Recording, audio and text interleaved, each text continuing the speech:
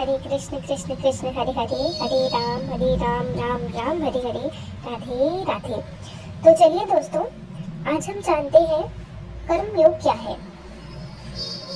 कर्म योग यानी कि 1 से लेकर 6 चैप्टर का एक छोटा सा ओवरव्यू आज हम लेंगे। तो शुरू करते हैं। कर्म योग का मतलब है अपनी ड्यूटीज को, अपने हर काम को ऐसे करना जैसे हम भगवान के लिए कर रहे हैं, अपने हर काम को भगवान को ऑफर करना। और जब ये काम हम बिना किसी अटैचमेंट के करते हैं, बिना किसी रिजल्ट की परवाह किए करते हैं, सिर्फ हम इसीलिए करते हैं कि हमारा हर काम हमारे भगवान को अर्पित है, तब इसको बोलते हैं निष्काम कर्म योगा, जिसमें ज्ञान है जो उस कार्य को करने से हमारे अंदर डेवलप होता है। जब अर्जुन ने कुरुक्षेत्र की बैटलफील्ड में अपने रिलेटिव्स को देखा तो उन्होंने कंपैरिजन करना स्टार्ट कर दिया और सोचा, रीजंस दिए कि क्यों मैं इनसे नहीं लड़ सकता, क्यों मैं इनसे नहीं जीत सकता। अर्जुन के इन्हीं सवालों का जवाब देने के लिए कृष्ण ने पहले अर्जुन को हमारी आत्मा के बारे में बताया और कहा, हमें जो कार्य हमारे प्रभु द्वारा दिया गया है वो हमें हमेशा खुशी प्रदान करेगा, चाहे फिर उसमें हमारी जीत हो, चाहे उसमें हमारी हार हो। कृष्ण ने अर्जुन को समझाया कि अपना कार्य बिना किसी रिजल्ट के लिए करें, बिना किसी फल की चिंता किए करें, तब ये निष्काम कर्म योगा बन जाएगा। अब अर्जुन कंफ्यूज हो गए कि भाई इनमें से कौन सा बेटर है, किन में से, संन्यास में से या कार्य में से। कृष्ण ने एक्सप्लेन किया कि जो भी एक्शन हम निष्काम कर्म योगा यानी कि बिना किसी फल की चिंता किए बिना करते हैं अपने भगवान को ऑफर करने के लिए, वो एक तरीके से हमारा संन्यास लेने से पहले का जो पीरियड होता है, यानी कि प्रीमेच्योर, आप टाइम से पहले मैच्योर हो गए, आपने टाइम से पहले एक तरीके से संन्यास ले लिया ज्ञान के बेस पर, ये एक तरीके से संन्यास लेने के बराबर ही है। चाहे आप क्वालिफाइड है कि आप संन्यास ले सकें, फिर भी निष्काम कर्म योगा अर्जुन को कृष्ण जी ने रिकमेंड किया ताकि वो एक अच्छा एग्जाम्पल सेट कर सके।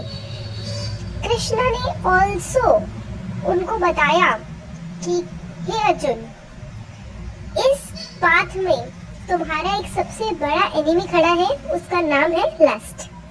कृष्ण ने 1 से लेकर 6 चैप्टर के बीच में अपने बारे में भी कुछ महत्वपूर्ण नॉलेज दी है, अपने डिवाइन डिसेंट्स यानी कि अपने डिवाइन जिस फैमिली से वो बिलोंग करते हैं उनके बारे में, कैसे वो अपने भक्तों से, अपने डिवोटीज से बात करते हैं उनके बारे में, जो क्रिएशन है इस हमारे इस धरती की, इस वर्ल्ड की हर प्रजाति की, उसके बारे में। इस सब की नॉलेज प्राप्त जिसको हो गई, फिर वो बिना किसी अटैचमेंट के साथ अपना कार्य करता है। एक कर्म योगी या फिर डीअटैच्ड वर्कर जब काम करता है उसका कोई रिएक्शन नहीं होता, क्योंकि उसको पता है कि ये सारा काम मेरे प्रभु के लिए है, काम उनके लिए तो फल भी उन्हीं का, उन्हीं की इच्छा का। फिर अर्जुन दोबारा कंफ्यूज हो गए कि कृष्ण ने सबसे ज्यादा जिस चीज पे ध्यान दिया है वो है कर्म योग और संन्यास। तो कृष्ण ने दोबारा क्लैरिफाई किया कि हे Partha, this is not contradictory, this is actually same but karma yoga is easier. A nishkam karma yoga can be a true sannyasi and be free from all the bondage and attain liberation। यानी कि एक ऐसा बंदा जो बिना किसी डिटैचमेंट के, बिना किसी अटैचमेंट के, बिना किसी फल की चिंता किए बिना काम करता है, वो एक्चुअली में एक सन्यासी हो जाता है और हर किसी बंधन से उसे मुक्ति मिल जाती है। कृष्णा ने थोड़ा सा ब्रीफली एक्सप्लेन किया कि भक्ति योगा क्या है। चैप्टर 1 से लेकर 6 में कृष्ण ने ध्यान योगा की भी बात की है, from beginner to advance level. ध्यान योगा को करने का मोटिव यही है कि हम रियलाइज कर सकें कि हमारी सोल क्या है, हमारी सुपर सोल के बारे में हम रियलाइज कर सकें।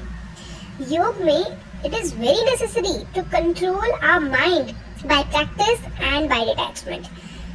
कर्म yoga is a more practical and easier method for Arjun.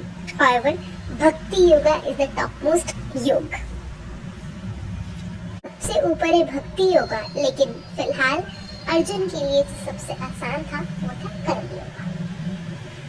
तो दोस्तों, ये है मेरी अंडरस्टैंडिंग के हिसाब से 1 से लेके 6 चैप्टर का सार। Just a overview, just a bird eye view. अगर हम ऊपर से देखिए, बाउंड्री खेलें तो वो ये है। बाकी इसके बारे में डीप में भी जानेंगे। तब तक के लिए राधे राधे।